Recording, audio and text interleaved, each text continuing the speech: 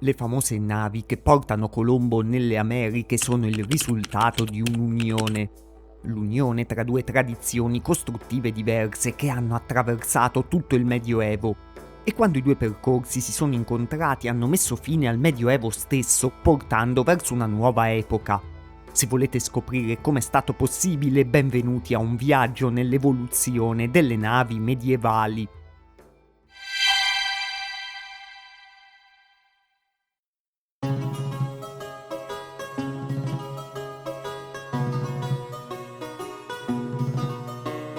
Ovviamente quello che chiamiamo Medioevo è un periodo di più di un millennio in cui tantissime cose sono cambiate. E in questo periodo sono esistiti centinaia, se non migliaia, di singoli modelli di nave diversi, quindi non li vedremo tutti uno per uno. Però vedremo le caratteristiche importanti che hanno portato dall'evoluzione di un modello nell'altro, quegli elementi che sono stati ripresi e migliorati per arrivare alla fine di quest'epoca. Nel video parlerò delle navi del Medioevo europeo e cercherò di usare un lessico il più semplice e comprensibile a tutti. Se qualcuno però è un esperto assoluto di imbarcazioni non si arrabbi, anzi nei commenti può aggiungere termini e aspetti più tecnici che sicuramente interesseranno a chi vorrà approfondire ancora di più. La nostra storia delle evoluzioni delle navi medievali passerà per due tradizioni costruttive parallele che alla fine devono incontrarsi. E poi per 6 innovazioni tecniche fondamentali che ci riassumono un po' tutto il percorso. Alla fine scopriremo come queste hanno consentito di passare dalle prime navi del Medioevo a quelle che solcheranno l'Atlantico. L'evoluzione tecnica comunque era abbastanza lenta nel settore navale, ancora di più rispetto a altri settori, e per un motivo che in parte è valido ancora oggi. Infatti le navi sono sempre stati mezzi di trasporto molto costosi, quindi pochi si prendevano il rischio di innovare andando potenzialmente incontro a dei fallimenti. Pure un viaggio per mare è anche sempre abbastanza rischioso, quindi delle innovazioni sbagliate potevano costare dei naufragi e delle tragedie. E in pochissimi volevano correre questo rischio. Quindi l'evoluzione delle navi medievali è anche una storia di veri momenti di coraggio in cui qualcuno ha messo a rischio moltissimi soldi e pure delle vite umane per avanzare nella tecnica di navigazione. Ma insomma le due tradizioni parallele di cui vi parlavo prima si possono distinguere prevalentemente su base geografica. Cioè c'erano le navi usate nel nord Europa e quelle usate nell'area del Mediterraneo. Le navi del nord Europa erano principalmente influenzate dalle navi norrene o vichinghe, se vogliamo usare un termine più popolare, mentre quelle del sud Europa erano influenzate dalle navi greche e romane. Queste due categorie non sono distinte solo dall'area geografica, ma anche da un altro aspetto molto importante della tecnica costruttiva, cioè il modo in cui i bordi delle assi dello scafo si sovrappongono l'uno con l'altro. Nel nord Europa le assi venivano sovrapposte l'una all'altra e spesso venivano tenute insieme tramite dei chiodi, mentre nel sud Europa le assi venivano posizionate l'una a fianco all'altra. La tipologia del nord Europa dava una maggiore flessibilità e leggerezza all'imbarcazione, ma non era adatta per sovrapporre tanti strati di assi e quindi non sosteneva pesi molto elevati. Perciò alla fine il modello sud europeo sarà quello che si imporrà come standard per creare navi più grandi. Ma partiamo quindi adesso dalle navi nord europee che penso siano anche molto famose nell'immaginario collettivo.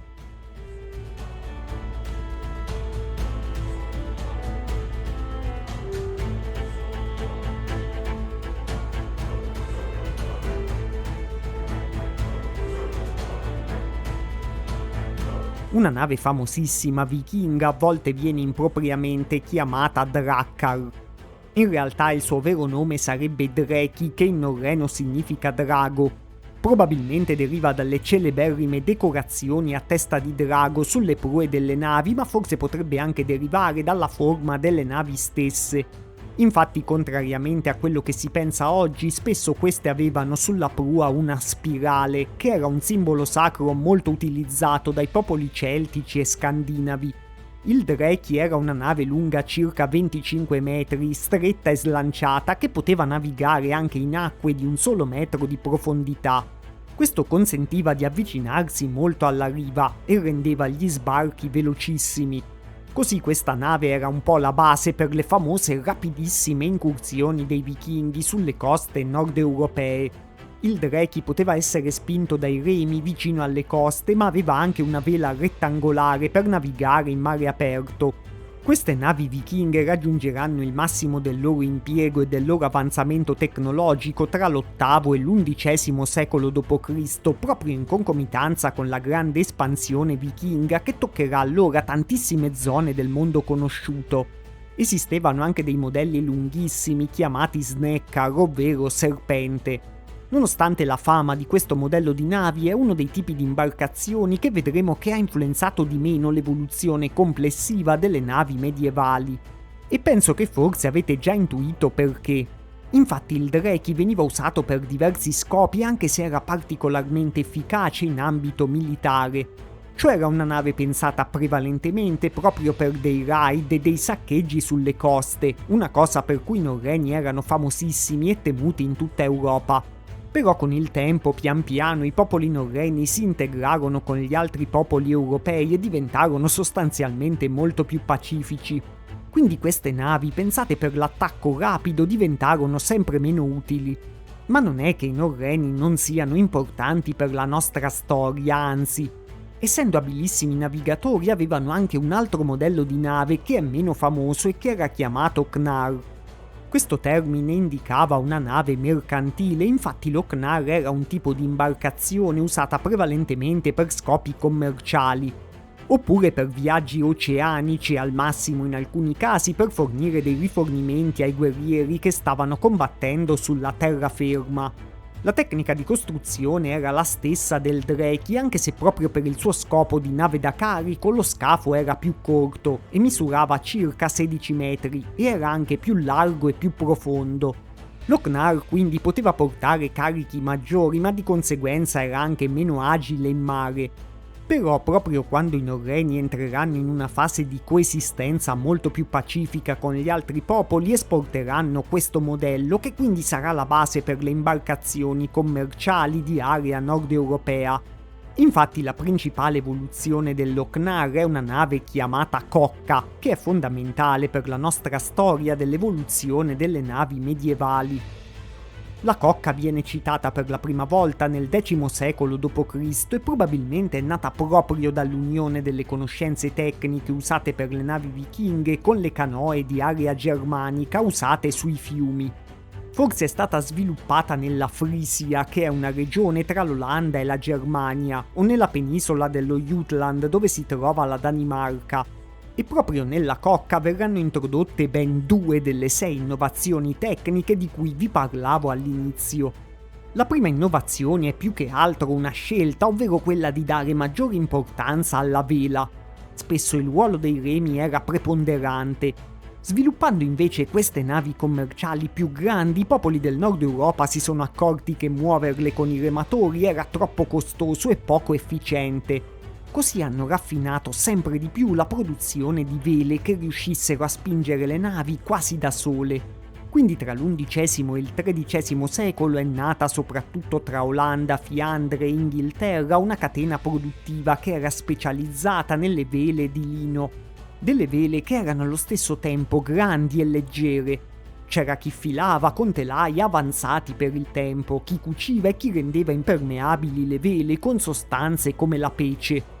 Pian piano sono state ottenute vele allo stesso tempo leggere e resistenti con un alto livello di precisione per poter ottimizzare la spinta di navi molto grandi. Infatti le cocche erano lunghe tra i 15 e i 25 metri e larghe tra i 5 e gli 8 metri, ma potevano essere spinte da queste vele montate su un unico albero a vela quadra. La seconda innovazione della cocca è quella di avere l'opera morta molto alta. L'opera morta è quella parte dello scafo che non si trova in acqua e se è molto alta consente di affrontare la navigazione in mare aperto in modo più sicuro. Mentre per esempio i Dreki erano delle navi con uno scafo basso, dalle quali si scendeva facilmente a terra, per capirci, queste erano navi con lo scafo alto adatte per lunghi viaggi commerciali. E questa sarà un'innovazione determinante, come capite, perché rendeva le navi molto più sicure e molto più resistenti. In più consentiva di avere una stiva molto più spaziosa proprio per trasportare le merci. La cocca ha raggiunto la sua massima diffusione tra XIII e XIV secolo, quando era il tipo di imbarcazione principale delle città della Lega Anseatica, che era un'alleanza di città che aveva il controllo dei commerci su gran parte del nord Europa e sul Mar Baltico. Proprio queste città svilupperanno la sua forma più compiuta, che possiamo chiamare cocca o nave anseatica o cocca tardomedievale.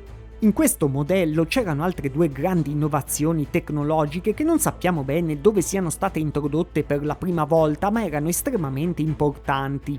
La prima innovazione è l'introduzione del timone centrale a perno.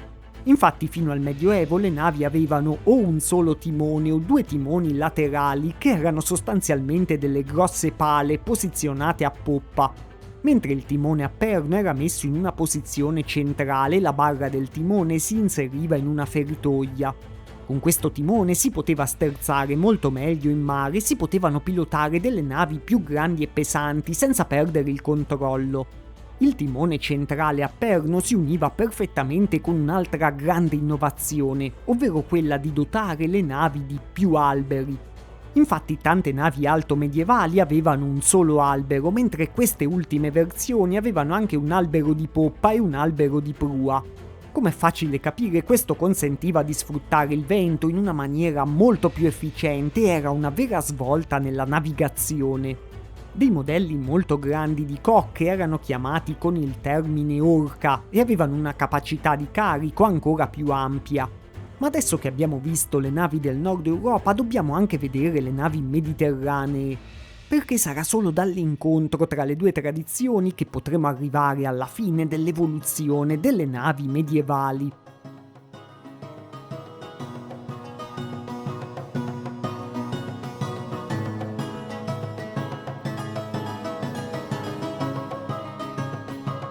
Se state apprezzando il video iscrivetevi al canale per non perdervi tanti altri che usciranno.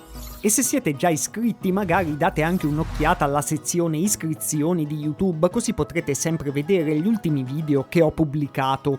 Ho realizzato questo anche perché è stato il più richiesto proprio da voi nei commenti sotto a un altro video dove parlavo dei video che in passato non ho mai pubblicato. Infatti avevo già preparato una volta un video sulle navi medievali, ma poi non lo avevo considerato all'altezza di essere pubblicato. Ma le vostre richieste, i vostri suggerimenti per me sono sempre fondamentali, quindi non esitate mai a commentare perché mi fa molto piacere leggere i vostri commenti e per me sono una fonte di ispirazione, una spinta a migliorare sempre di più. Comunque, tornando alle nostre navi, per il sud Europa in generale abbiamo una sola tipologia principale che dominava lo scenario del Mediterraneo, ovvero la galea, che a volte fin dal passato viene anche chiamata galera. L'etimologia di questa parola rimanda forse al greco, dove galea era il nome della donnola, ma anche di un pesce dal muso affilato come uno squalo o un pesce spada.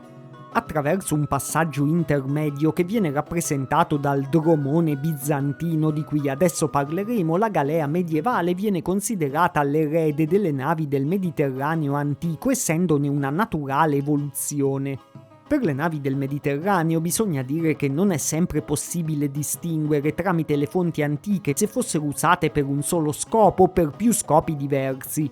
Abbiamo visto che per il nord Europa un pochino si poteva fare, invece se pensiamo alle navi attuali c'è direttamente una chiara distinzione tra una nave passeggeri, una nave cargo, una nave militare.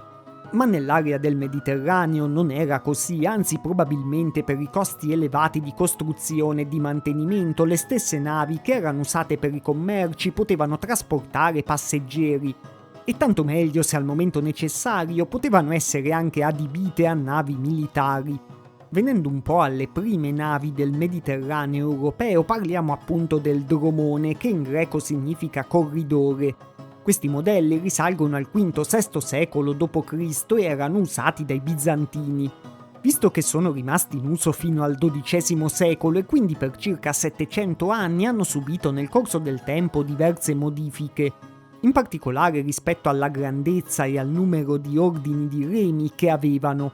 Per esempio una versione del dromone che era lunga fino a 80 metri era chiamata Chelandion e di solito fungeva da nave ammiraglia delle flotte bizantine.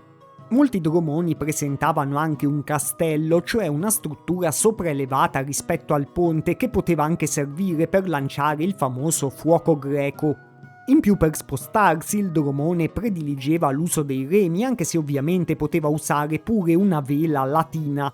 E proprio la vela latina è la prima grande innovazione tecnologica delle navi mediterranee, la quinta invece nell'ordine di quelle che abbiamo visto in questo video. Sostanzialmente la novità di questa vela è che ha una forma triangolare a differenza di quelle quadrangolari che abbiamo visto per il nord Europa. Le vele quadrate erano state usate a lungo anche nel Mediterraneo, ma non erano ormai quasi più in uso in epoca medievale, proprio circa dall'introduzione del dromone. La vela triangolare era molto migliore nel Mediterraneo perché la sua forma consente di adattarsi meglio ai venti meno forti del Mediterraneo. In parole povere, con la vela latina puoi sfruttare anche il vento non favorevole per muovere le navi e navigare di bolina, cioè risalire il vento. Poi il dromone, come dicevamo, viene considerato un passaggio intermedio verso la galea, che ha visto il suo successo e la sua diffusione in concomitanza con lo sviluppo delle cosiddette repubbliche marinare italiane. Pure la galea infatti è una nave pensata per essere usata specificamente nel Mediterraneo e non è adatta a viaggi oceanici. La sua forma, che è lunga e stretta, può essere anche ideale in battaglia, ma la rende poco stabile. Le tempeste la potevano affondare abbastanza facilmente, quindi il suo utilizzo era limitato per lo più a dei periodi di clima favorevole. Visto che aveva una stiva ridotta, doveva fare diverse tappe, quindi seguiva per lo più una navigazione di cabotaggio, cioè una navigazione vicina alle coste.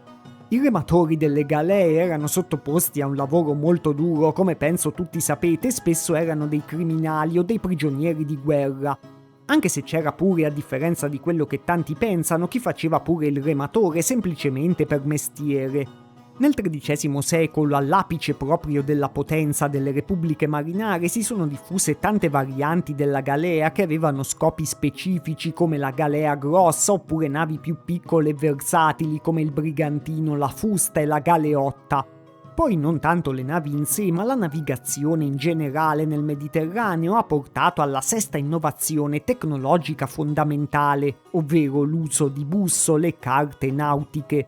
Questa appunto non è un'innovazione delle navi in sé, ma è fondamentale per muoversi in mare.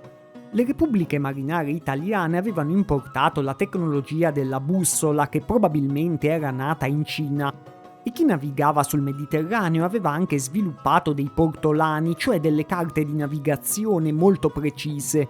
Non è che questi strumenti fossero inutili nel nord Europa, però erano più importanti nel Mediterraneo proprio perché, come abbiamo visto, si navigava vicino alle coste. In più il Mediterraneo era un mare pericoloso a causa di pirati e nemici che si potevano incontrare. Quindi, mentre nel nord Europa, semplificando un po', si erano sviluppate innovazioni per resistere ai pericoli di mari con condizioni climatiche abbastanza estreme, nel sud Europa si erano sviluppate innovazioni per sfruttare la precisione delle rotte e anche le condizioni di vento più avverse. Anche se in generale, a differenza di quello che tanti pensano, il mare nel Medioevo non era per forza considerato più pericoloso della terraferma come modo per viaggiare. Infatti le condizioni meteo erano sicuramente un rischio molto grande, ma a volte i medievali preferivano il mare rispetto alla terraferma perché le strade potevano essere ancora più pericolose. Infatti, per esempio, si poteva rischiare di essere derubati da briganti. Prima di parlare però dei modelli finali che completano la nostra storia delle navi medievali, vediamo anche qualche curiosità aggiuntiva, per esempio le tattiche militari, che sono sicuro interessano a tanti di voi.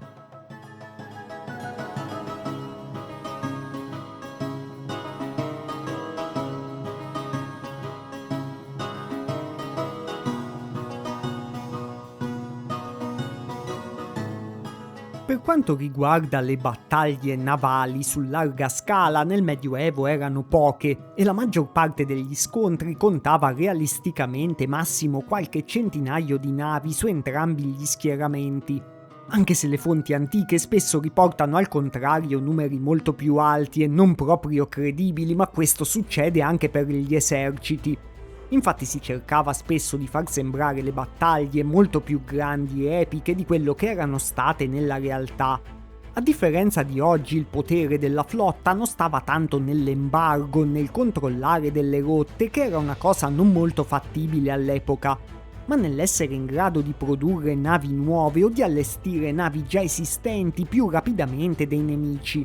Anche al momento del confronto effettivo, poi, le battaglie navali non erano scontri veramente tra navi, ma la tecnica più comune era l'arrembaggio delle navi nemiche.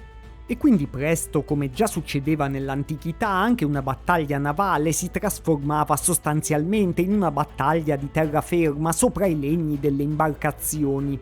Una delle tattiche militari più famose per le galee era proprio una formazione in linea in cui le navi avanzavano con la prua direttamente puntata verso le navi nemiche. Questo poteva servire sia per l'arrembaggio sia per provare a danneggiare con la propria prua il corpo delle navi nemiche, e per questo venivano utilizzati per esempio anche degli arieti che già usavano anche i romani. In generale i medievali preferivano usare le navi per trasportare eserciti e rifornimenti, ma se potevano evitavano di combattere direttamente in mare, quindi le battaglie navali erano un evento abbastanza raro. Dato che le navi erano di fatto un supporto alle operazioni terrestri, spesso anche le battaglie navali venivano combattute vicino alle coste, non in mare aperto. Solo nel XV secolo le navi hanno cominciato a imbarcare a bordo i primi modelli di cannoni. Però la potenza di questi cannoni all'inizio aveva tanti limiti, sia perché i cannoni stessi erano rudimentali, sia perché le sollecitazioni derivanti dallo sparo scuotevano e danneggiavano la nave. Quindi nel cercare di colpire i nemici si rischiava di distruggere la propria nave.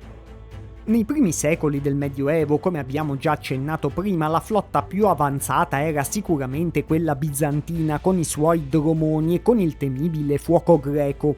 Le fonti antiche parlano addirittura di oltre 1000 navi a disposizione dei bizantini nei periodi di massimo splendore, anche se sono numeri che vanno sempre presi con il beneficio del dubbio. Delle flotte per opporsi ai bizantini sono state allestite anche dai popoli gotici discesi verso il Mediterraneo, ma sicuramente uno dei rivali più pericolosi dei bizantini dal VII secolo in poi erano gli arabi. Per le loro flotte gli arabi avevano unito delle conoscenze che già avevano a est con quelle di alcuni popoli marittimi che avevano conquistato, per esempio i Copti d'Egitto. Visto che avevano conquistato molti territori che prima avevano fatto parte dell'impero romano, alla fine le navi degli arabi non erano molto diverse dalle altre galee che solcavano il Mediterraneo. Gli arabi stessi comunque furono anche coinvolti in alcune innovazioni di cui abbiamo parlato prima, per esempio potrebbero aver contribuito a introdurre la vela latina nonostante il suo nome. E sicuramente furono coinvolti nei traffici che portarono in Occidente le invenzioni cinesi come la bussola. I Norreni e le repubbliche marinare italiane furono coinvolti ovviamente in battaglie navali, ma mi sembra abbastanza scontato già dal ruolo importante per la storia della navigazione medievale che abbiamo visto prima. Se qualcuno è interessato a una grande battaglia tra Genova e Venezia, gli ho dedicato un video apposito in cui approfondisco anche tanti dettagli su come producevano e utilizzavano le loro flotte. Una cosa che può sembrarci strana oggi è che nel Medioevo Inghilterra e Francia, pur essendo delle potenze in crescita, non avevano delle flotte né eccezionalmente avanzate né molto organizzate. In più a livello militare le usavano quasi solo per ostacolarsi reciprocamente.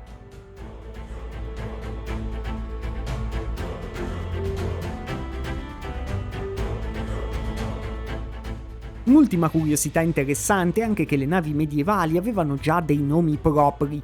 Non ne conosciamo tantissimi, ma sappiamo che i vichinghi davano dei nomi mitologici come Grande Serpente, mentre i cristiani usavano spesso nomi di santi o di virtù cristiane come la Santa Maria di Colombo. E proprio per arrivare a Colombo adesso entriamo nella fase finale dell'evoluzione delle navi medievali.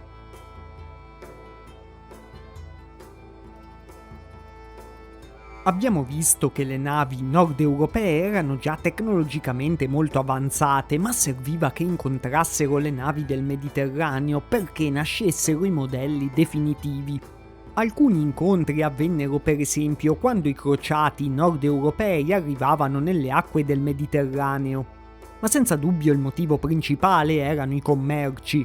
In particolare erano favoriti per unire queste due tradizioni che abbiamo visto proprio dei popoli che si trovavano geograficamente a metà, ovvero gli spagnoli e i portoghesi. Infatti la penisola iberica si trova proprio affacciata sull'Atlantico al termine delle rotte che partivano dal nord, ma è anche affacciata sul Mediterraneo, quindi al termine delle rotte che partivano da est. Questo era un punto altamente strategico che spiega perché Spagna e Portogallo erano all'avanguardia quando fu il momento di tentare delle rotte molto più lunghe e rischiose. Comunque le navi dell'epoca delle esplorazioni nascono da secoli di scambi di idee tra il Mediterraneo e il nord Europa. Già prima dell'epoca delle esplorazioni, i portoghesi ma anche i genovesi, per poter commerciare con l'Inghilterra e con i ricchi porti della Lega Anseatica, avevano adottato la tipologia di nave che era usata da questi popoli, cioè la cocca, che era molto più adatta della galea ad affrontare la navigazione in mare aperto. Sappiamo che le grandi dimensioni delle cocche suscitavano stupore quando arrivavano nei porti del Mediterraneo, dove saranno chiamate con il termine portoghese nau o in genovese nao, e tutti e due rimandavano ovviamente al termine latino navis. Queste grandi navi usavano solo le vele per spostarsi e la nao genovese, che doveva affrontare il lungo viaggio dalla Liguria al Baltico, assumerà progressivamente delle dimensioni sempre maggiori. E non a caso Colombo era proprio un genovese che era già esperto di questo tipo di imbarcazioni. E la sua nave ammiraglia per il viaggio verso le Americhe, cioè la Santa Maria che abbiamo già nominato, era una nau. Gli spagnoli e i portoghesi sfruttavano ancora la nau, che può essere chiamata anche caracca, anche se i due termini non sono sempre intercambiabili. Ma cominceranno anche a sfruttare la famosa caravella che tutti associamo alle esplorazioni. Forse i carpentieri portoghesi avevano preso spunto da dei pescherecci introdotti dagli arabi in Spagna, i carib, che a loro volta avevano ripreso da un'antica imbarcazione romana chiamata carabus. Questa ispirazione riguardava soprattutto la forma slanciata dell'imbarcazione, perché poi queste navi univano pure tutte e 6 le grandi innovazioni che abbiamo visto nel corso del video. Erano spinte da vele sofisticate e avevano scafi alti come le prime cocche. Avevano il timone centrale per la massima manovrabilità e 2 o 3 alberi come le cocche più moderne. E soprattutto potevano usare un mix di vele quadre e latine per sfruttare tutti i tipi di vento, fondendo proprio le due tradizioni europee. Per finire, i primi capitani spesso provenivano proprio dal Mediterraneo e conoscevano bussole e portolani, e spesso dovevano essere abilissimi sia nella navigazione sul Mediterraneo che in quella dei mari del nord Europa, insomma in tutte le condizioni ambientali più rilevanti per quell'epoca. Successivamente soprattutto i popoli nord europei imiteranno molto queste innovazioni, nasceranno grandi galeoni a vela e anche loro si getteranno nella corsa alle colonie. I popoli che erano affacciati solo sul Mediterraneo invece sono rimasti un po' indietro perché hanno continuato a usare prevalentemente la galea ancora per molto tempo. Questo gli ha fatto perdere un po' il treno delle grandi esplorazioni oceaniche, un fatto che ha cambiato la storia. Qualcuno potrebbe pensare che lo abbiano fatto per non abbandonare l'imbarcazione che era stata tradizionale per tanti secoli, ovvero la galea. Forse in parte c'è stato anche questo, ma in realtà dietro c'erano soprattutto motivi economici. Infatti i galeoni, che erano adatti alle rotte oceaniche, spesso non riuscivano nemmeno a attraccare nei porti mediterranei, e questo avrebbe costretto i mercanti a trasbordare le merci su altre barche più piccole, aumentando i tempi e i costi di trasporto. In più tantissimi altri sistemi già rodati, legati per esempio alla paga dei marinai oppure alla quantità di carico trasportato, sfavorivano l'uso dei galeoni nel Mediterraneo. Per una città mediterranea, insomma, l'investimento sui galeoni non sarebbe stato immediatamente conveniente. Quindi, nonostante quando sarà chiara l'importanza economica dei viaggi oceanici, tante città come Venezia spingeranno per avere dei galeoni, ormai si troveranno già in ritardo. Curiosamente, gli ultimi scontri che impiegavano delle galee non si svolgeranno nel Mediterraneo, ma nel Mar Baltico. Infatti svedesi e russi, che erano più collegati a quei popoli nord europei che avevano dato inizio a tutta l'evoluzione, che aveva mandato in declino le galee nel Mediterraneo, adesso le usavano per combattersi tra di loro negli stretti spazi del Mar Baltico, e le costruirono quasi fino all'inizio del 1800. Infatti le galee avevano ancora senso nei mari chiusi, ma il loro uso ormai era ridotto al minimo per i grandi viaggi commerciali. Così alla fine le galee scomparvero definitivamente, visto che i loro vantaggi non compensavano più i tanti inconvenienti.